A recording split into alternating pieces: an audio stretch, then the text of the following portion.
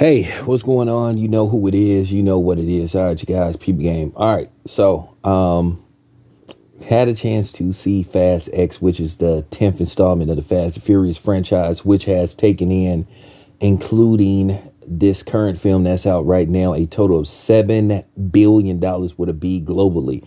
That's pretty good for a franchise that started a little bit over 20 years ago. I remember going to see the first Fast and Furious. Who thought it would become what it is today? But at the end of the day, you got to start asking the question, has this thing went on a little too long? I think maybe getting 8 films out of this would have been efficient enough. But now, based off the fact that this current film isn't doing too well, as far as domestic goes, it's only taken in $113 million thus far in 1 week of release. Now, keep in mind, some of them Fast and Furious movies usually open with $100 million.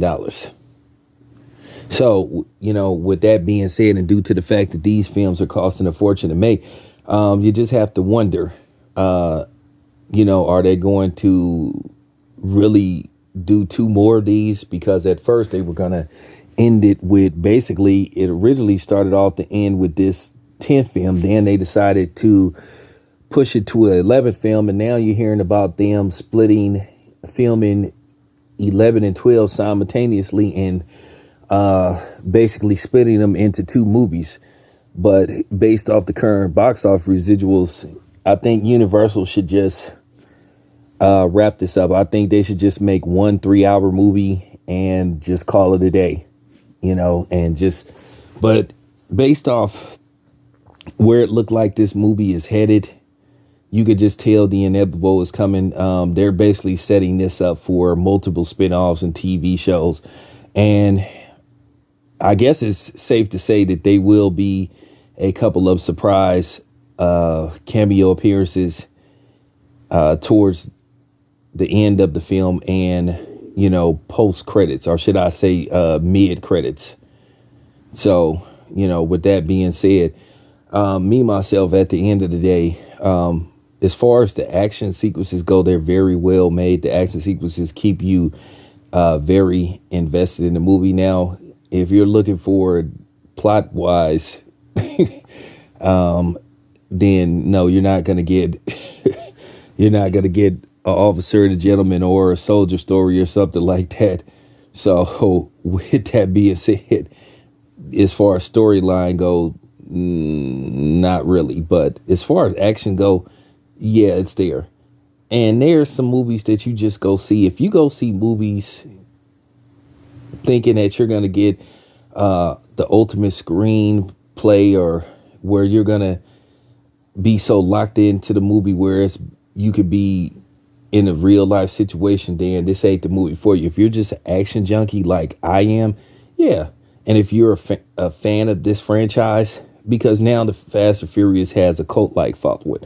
So it's pretty much the Star Wars or James Bond films of street racing turned international spies. So at the end of the day, I enjoyed the film because I enjoyed these Fast and Furious movies. I've seen every last one of them at the theater, except for Tokyo Drift. So, like I said before, I got to keep the streak going. So that's basically what I'm here to tell you. If you are a fan of the franchise, you're going to like it regardless.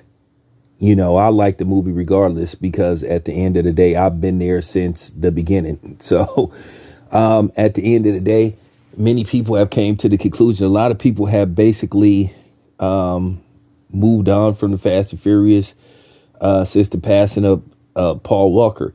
Whether we like it or not, Paul Walker was the glue of this franchise, and Vin Diesel has tried his hardest to hold these films down since the passing of Paul Walker. And he's tried, but at the end of the day, it is just not the same without Paul Walker. And we have to keep it a buck. It just is not the same without Paul Walker. And I know they try to get you to believe that Paul Walker is there, but he really isn't. And the way that they mention Brian's character, you could just tell that he's not there. Because at the end of the day, Brian O'Connor would never leave his family, you know. And I think the best thing that they could have did is, I think, unlike Black Panther, where people said T'Challa shouldn't be replaced, I just think they should just let Paul Walker's brother play him. I think they should bring Cody in, because Paul Walker has a twin brother and he also has another brother. Cody doesn't look exactly like Paul Walker, but it's Paul Walker's twin brother. And he's the same height as Paul Walker, because, you know, Paul Walker was 6'2". So I just think what they could do is they could just bring Cody in and give you the essence and the feel of Brian being there. And we already know they have the technology where they can, you know, digitally put in Paul Walker's face. Now, that would probably be costly, and due to the fact that these movies are very costly to begin with, that could probably run them an extra $10 million on the budget. But maybe they should consider exploring that, because it's just not the same without Paul Walker. But at the end of the day, it'll just do, because basically they managed to build this franchise around different type of characters. And I do like, you know, even though that's not realistic, where you basically have all these different characters of all walks of life, different nationalities working together to save the world. That won't happen.